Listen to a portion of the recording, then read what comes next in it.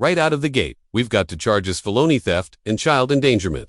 Notice how the judge wastes no time confirming identity and reminding everyone of the plea. That's standard procedure. Lock in the basics before diving into arguments. Mr. Jeffrey, you have a sentencing on Jerry Leblanc, 2 cases. All right, sir, are you Jerry Leblanc? Yes, ma'am. And Mr. Leblanc was previously in court, entered a plea of guilty in cause number 21-38605 to the state jail felony offense of theft, and in 22-40408 to the state jail felony offense of abandoning or endangering a child. The agreement in those cases was for a cap of 15 months in the state jail prison. I have received the pre-sentence report. Has everyone had an opportunity to review that report? Yes, sir. Yes, sir. Are there any additions or corrections? Not from the state. No, Your Honor. All right, Mr. Jeffries, you may proceed. Your Honor, I believe the most appropriate ending to this is probation. As the PSI report indicates, he would be a low risk on probation. I think just for context, a little bit of history on Mr. LeBlanc. He grew up in foster care. He did get into some trouble in his teenage years into the very early 20s.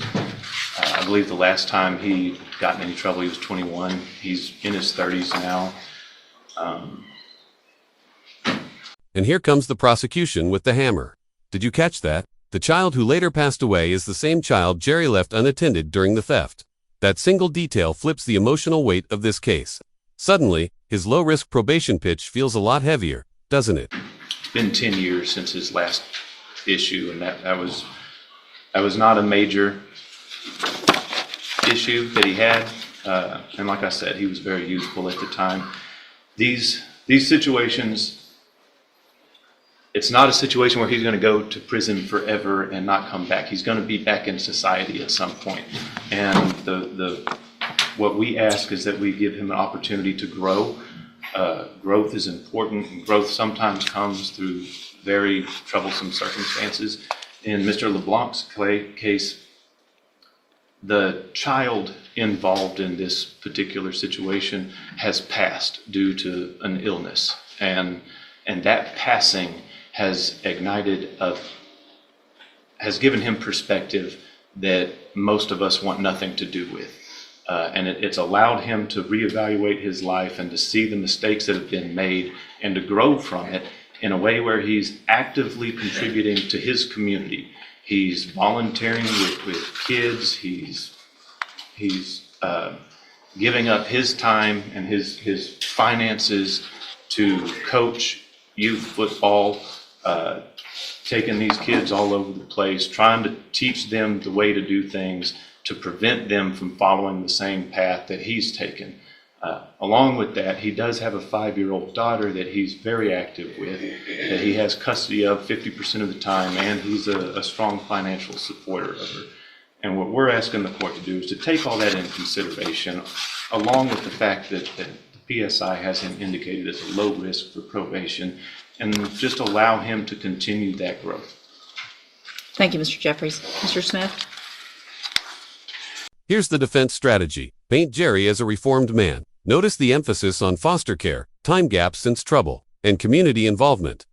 Classic mitigation tactics trying to show that the man sitting here today isn't the same one from the rap sheet. Judge, the child that passed is the child that he left alone in the car in a parking lot at Academy while he and 2 friends went in and stole hundreds and hundreds of dollars worth of stuff, or attempted to steal.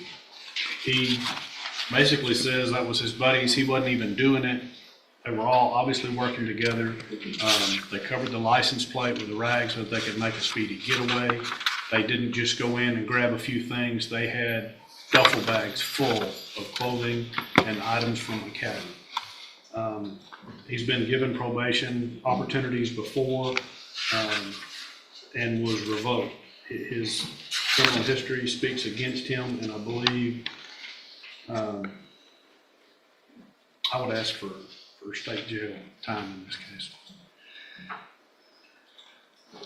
Thank you, Mr. Smith.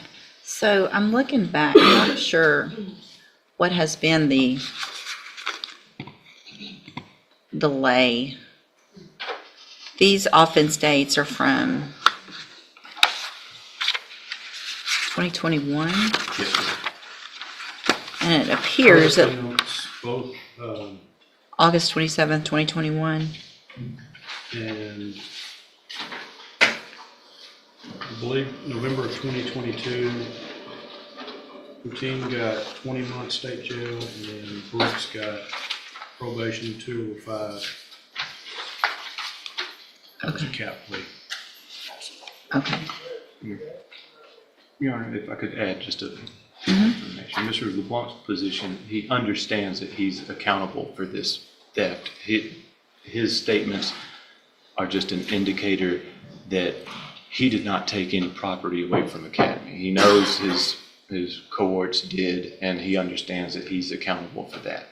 Okay. I guess what I'm looking at. This is where the judge starts wrestling out loud. On one hand, Jerry's history screams bad track record. On the other, most of those failures were years ago. Judges often balance two questions. Has this person changed? Versus, do I risk looking soft on crime? Is just the length of time. I mean, obviously there's criminal history, and I don't disagree with Mr. Smith.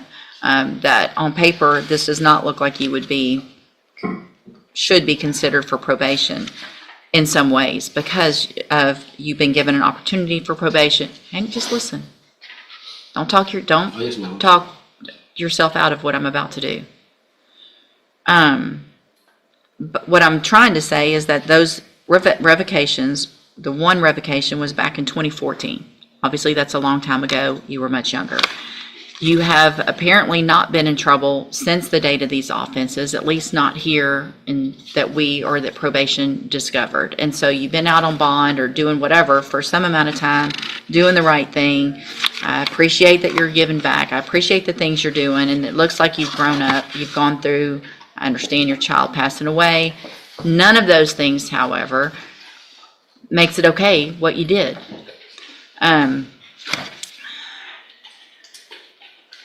All right, so in cause number 21-38605, I'm going to find that you entered your plea of guilty freely and voluntarily. Find sufficient evidence to find you guilty, and at this time find you guilty of the state jail felony offense of theft.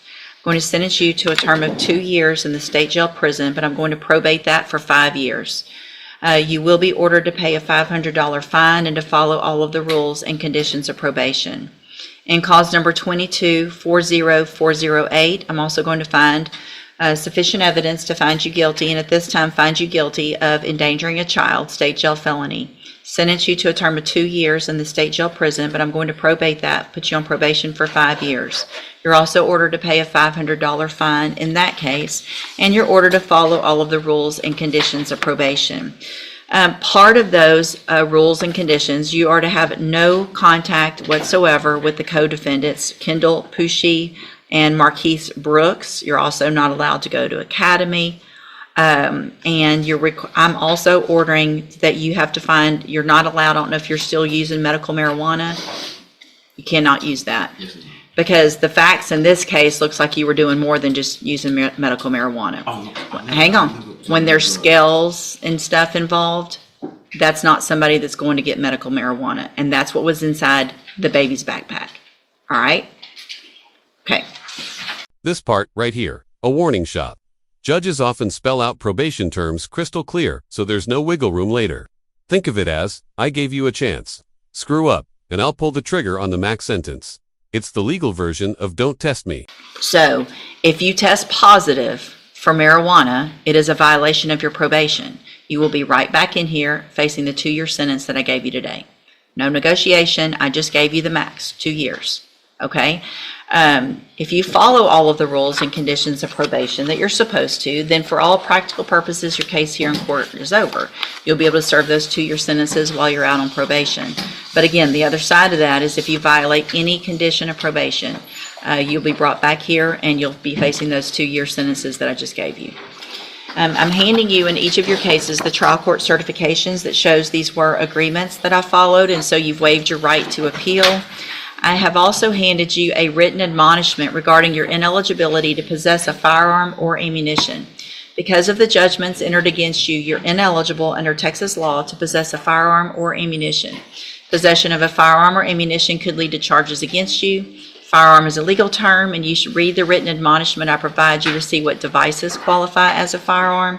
If you have questions about the laws that make you ineligible to possess a firearm or ammunition, or about how long that lasts, you can talk with Mr. Jeffries. You need to have a seat here in the courtroom. Probation's going to call you up when she's ready to go over your paperwork. Good luck to you, sir. Thanks, Thank you, Mr. Your Honor. Smith. Thank you, sir.